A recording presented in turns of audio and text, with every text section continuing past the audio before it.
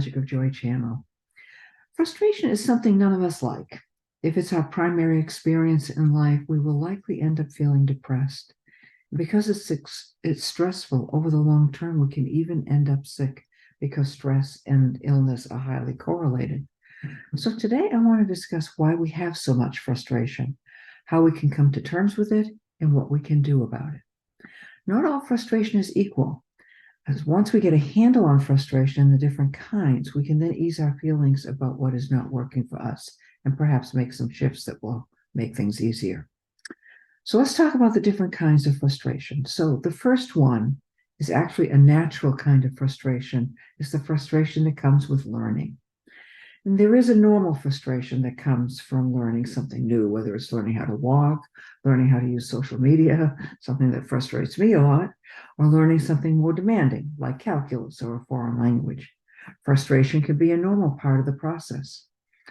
We begin with baby steps, start with the basics, and we gradually learn more complicated ideas and actions. And as we master the topic or skill, it becomes second nature. A great example is learning to drive a car. At some point, we do so almost automatically, and we can zone out when driving, which is not so good, but it's natural for a skill that has become second nature. Social frustration is another kind of frustration. Socially, most of us experience at least a little. We're all different, although human, and it can be hard to connect with others. And one of the reasons connection is challenging is that we all have an energetic center of gravity that develops in our early years. Let's say I grew up in a family where everybody is athletic, a jock. And so I have to be an athlete too. It's expected. And so my family enrolls me in athletic training classes, and I learn to develop and express athleticism and suppress those aspects of myself that are different and not so welcome. The approval, the disapproval, inclusion, and love I get for being the way I'm expected to be, and the feeling of belonging when I do, has become a center of gravity for my energy or life force. I don't know if you've ever noticed this, but when you leave home as an adult and later return, there's an energy that arises inside, and you recognize that energy because it feels like home.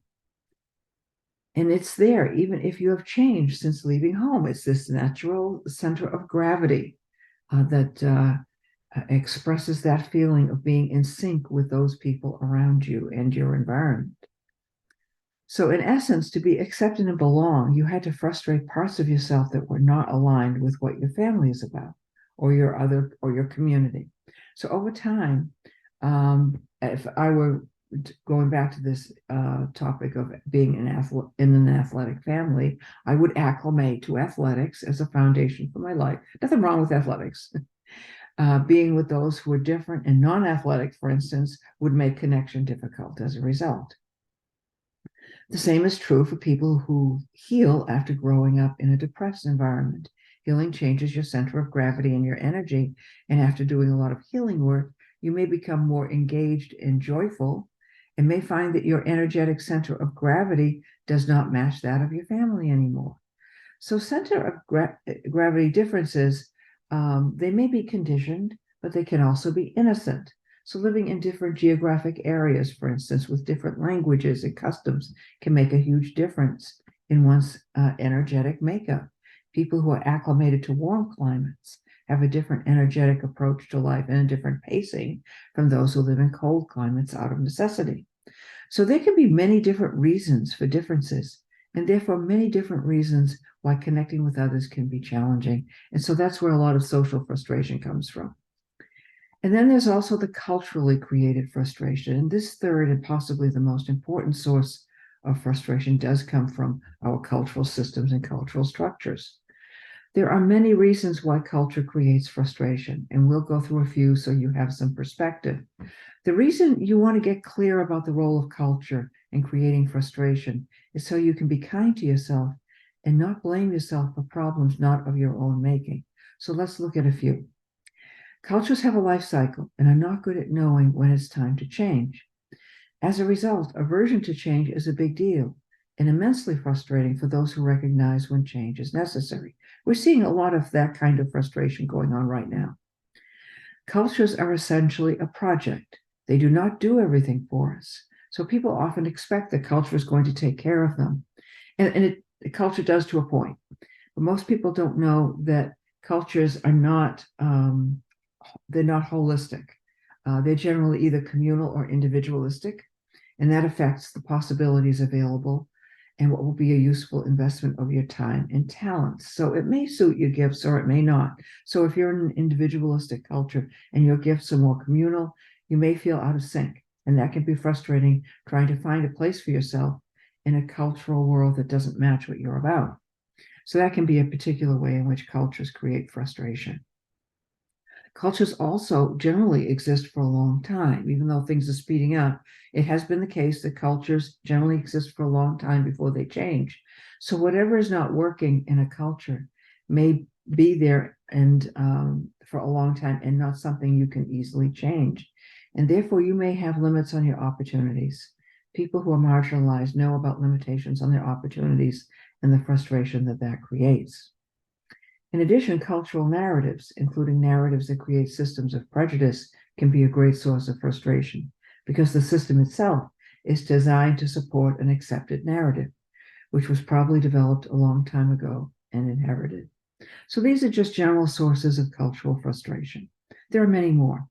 In our capitalistic culture, speed is so prized that it creates frustration because speed does not let us process our feelings, our thoughts, and our experiences so that we can be grounded and keep our energy clear and productive.